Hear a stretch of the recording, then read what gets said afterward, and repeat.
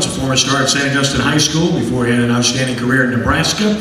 Drafted by his hometown New Orleans Saints in the 5th round of the 1993 draft, earned Pro Bowl honors right away in 1983. He holds a record for most kickoff return yards in a single game, most combined kickoff punt return yards in a game, had 2 kickoff returns for touchdowns in that same game against the Rams on October 23rd of 1994. Played 4 seasons for the Saints, then he played for the Bears and the Cowboys, and of course, the Saints are now 5-0 after beating the Bears 26-18. They travel to New England to Gillette Stadium this Sunday afternoon. Please give a warm welcome to Tyrone Hughes. Tyrone?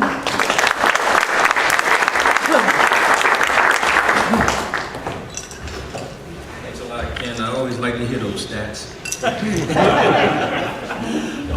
As you guys know, again, Saints are 5-0 and haven't started off that way since Super Bowl. Prior to that, I think was the last time I played with them. We started off 5-0 in 1993, my rookie year. Had a game in Pittsburgh, I think it was, right before a break, and got clobbered and finished the season 8-8. So that wasn't a pleasant thought. But the last time they started off, they got to 13-0, I think it was, and ended up winning the Super Bowl. I think the one thing everybody can see that has been a blessing compared to last year is the defense. And that's what everybody is looking at, and everybody is, I really believe, this defense, not really having as many turnovers so far, but they are getting them. It's kind of like the one we had when Darren Sharper was there that took them to the Super Bowl. And that's one of the biggest things, I think, is the turnaround. Everybody's like, well, they've moved up, in the top, I think it's top 5, top 10, something like that in the league. I said, well, technically they didn't move up. They just haven't moved out, meaning everybody's a new season. They didn't bring that last place position from 32nd in the league down to top 5 or whatever it is. Everybody started off slate 0-0. They just haven't given up the yardage, and that's a good thing about it so far. And as long as those guys can do what they keep doing, I think they're going to go a long way. I really believe if they keep playing the way they are, with the offense doing what they have been doing, it's definitely going to be another Super Bowl run. When you look at the offensive, obviously Drew Brees is the key to that. He's doing this thing. He's putting up his numbers. I think one of the biggest keys that you see this year is biggest turnarounds I think that you see this year is Jimmy Graham. They're doing a lot to get him the ball, putting him in different positions, placing him in different positions on the field to get him the ball. But most importantly, he's catching the ball this year. I mean, you saw he had several number of drops for whatever reason last year. Marcus Colston, he's taking a lot of pressure off. Jim has taken a lot of pressure off of Marcus to get him some catches. I think he may have only had one or two, though, in the game. But everybody knows those core guys, Jimmy Graham, Marcus Colston, Sproles, Lance Moore, when he's not hurt, and I don't know what happened with him now. Seems like every year he's getting hurt some kind of way, but when he's on the field, he's another go-to guy that Drew has. I think if you look at Toon, Meacham, and Stills, those guys are out there for the speed aspect of it, just like when Meacham and Devery was there. They're not going to be integral parts of the offense, but they still give you that threat on the outside and going deep. So you still, as a defense, have to respect that. So in turn, you can't double Jimmy Graham, Sproles, or Colston on the interior guys. So that's going to continue to happen. I think the offense is going to continue to roll. I think one thing you saw during the game, you saw Rob Ryan dial up a lot of blitzes in this game, and I have to believe Sean Payton and him have gotten together throughout the week to kind of talk about Aaron Cromer and how he protects and with the offensive line and how guys are blocking. And you look at a lot of the blitzes came off of Bushrod side. So I'm pretty sure Sean Payton and Rob Ryan did a lot of collusion this week to get some things going and to see some of the stuff that they saw on film on how to attack with the blitzes and what guys to bring, safeties, corners, whomever, in that situation. And obviously they were very successful every time they did it. Special teams wise, obviously the kicking game was good. Hartley did a great job. I think Sproles first quarter might have had some sun problem because you saw him let a couple of balls go.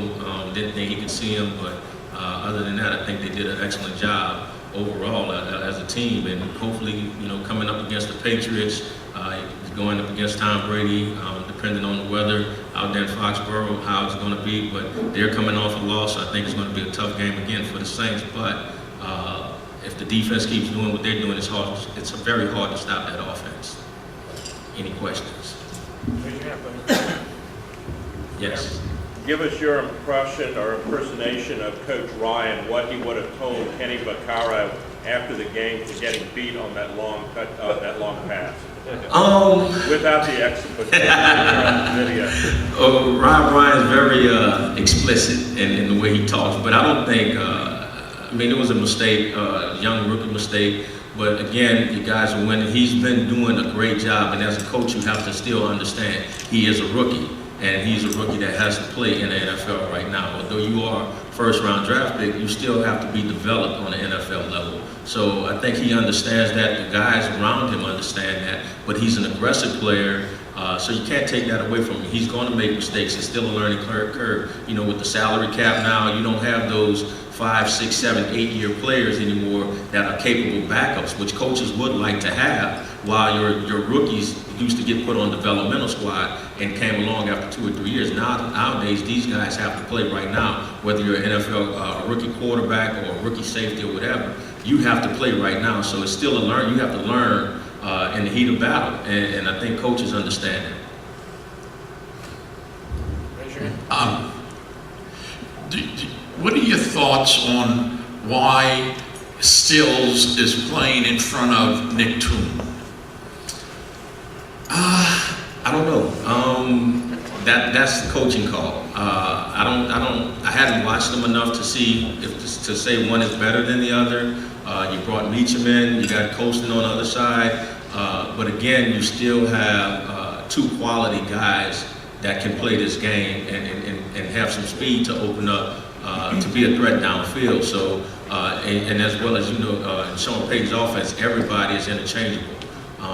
1 minute you're in, 1 minute you're out, depending on your situation. Colston's going to be in the game, Jimmy Graham's going to be in the game, Darren Sproles is going to be in the game, but everybody else, you know, is interchangeable depending on the situation. Yes.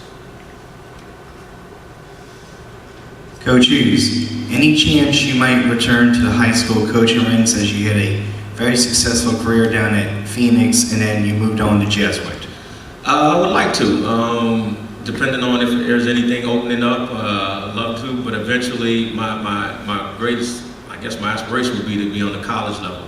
I feel you can teach the kids more. I mean, more so than not, you know, on the high school level, you have, as coaches know, you know, you have some kids that want to be out there and want to play and have aspirations to move on to the next level. Then you have some kids that just out there just want to be on a team. NFL level, I tell guys, I say, you know, on the NFL level, a player cursed the coach out, and the coach will be gone before the player will, because he's making more money than him. So I think on the NFL, on the college level, the kids are you're able to teach them more, and you got that scholarship to hold over their head.